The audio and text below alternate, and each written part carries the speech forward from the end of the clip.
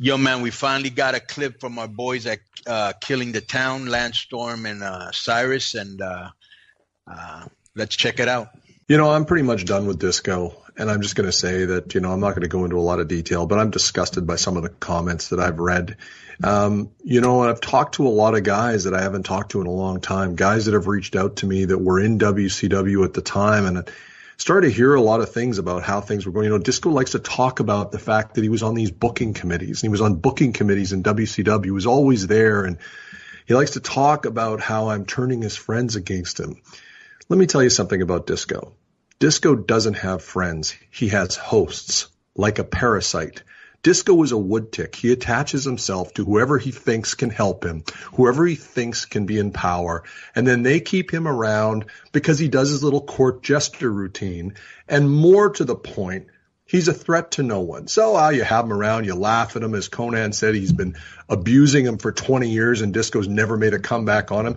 He's a hanger-on. He's a wood tick on the butt of society. And this is what he did. And the thing that's very interesting to me is the whole time as WCW was going in the tank, what killed WCW was bad ideas.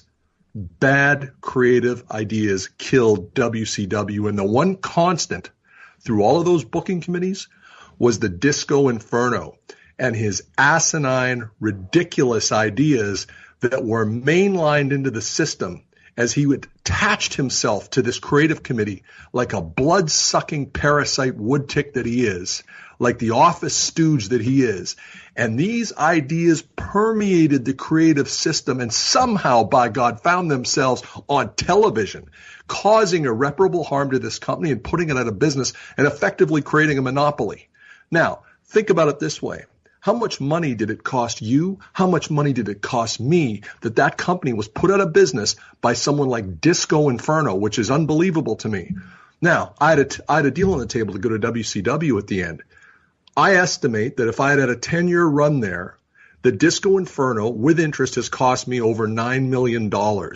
How much has he cost everyone else in the business who now only had one place to work because he killed WCW with his jackass, asinine, wood tick ideas on the creative? How much money did he cost big stars who now only had one place to go? In fact, I would say that if you were in the wrestling business then, now, or next year, and you see Disco Inferno at a public event, I suggest you go up and slap him in the face and tell him he owes you money because he killed the business for all of us, creating a monopoly environment by having his stupid ideas permeate the system and kill WCW. All right. Well, I don't think we should actually instruct people to strike Disco Inferno. If you want to go up figuratively okay. Would be best. Yes. If you want to call him on that, feel free, but don't actually strike Disco Inferno anywhere if you can avoid it. He's taking enough of a tongue lashing. We don't need him to actually take a physical one. Wow, you got tremendous heat with Cyrus. I mean, why do we keep promoting this on this show? Yeah, we're kind of like boosting the signal for these Heyman eggers. Well, bro, I mean, you made some comments. Look, some comments. He got offended. You got offended. I just want to bring him on the show. Would you get hot if I did that? I mean, I don't see what the purpose is. You're just like enabling a troll. Like if this is like if you were to this is the sad commentary to this whole thing is that the guy, this speaks volumes of Lance and his eye for talent. Right. That he would give this guy a forum to basically express. Do you think? Let's go back to the Canadian conspiracy and see if you follow me on this. Let me just say this real quick, because you've been talking about a Canadian conspiracy for a while. Okay, do you think the fact that you took a lot of heat for Lance Storm's downfall in WCW now he's bringing Cyrus into the game to get back at you? Because you're way off too. Then you're kind of sympathizing with this guy. That's also a testament on your part of your lack of well, if anything, because let me just point this out categorically. Yeah. If Cyrus is going to speak about things, you at least need to educate yourself to the facts of the situation before you speak. I was not attached to booking committees for the whole time through the downfall of WCW. I was on the committee for 8 months, for 2000. The ratings already plummeted when I became part of the booking committee. Okay, that's for one. For two is that this guy doesn't even realize. Does Lance realize that when he's talking about all these bad ideas and bad creative, bro? We were pushing Lance Storm. I mean, it was a bad idea creatively to push Lance Storm. He's burying his own boss without even knowing about it. I mean, but this is like a situation where if you were a manager of a company, okay, and you hired a guy, and the guy's first day on the job, all he started doing was, just bullshitting everybody with these stories about himself, the things he's done that were not true. The other employees called him out on it. And not only did he double down and just continue the lies, he went and attacked the person that was accusing him or exposing his bullshit. Okay? And then, like, say you went to the owner of the company and you said, hey, this guy's like, this guy's bad for business here. He's trying to bury us. He's burying the brand. And bro, that's the way I feel. Thank you. Let me finish. This guy, wait a minute. You've been kazooed. Let me finish. You've been kazooed.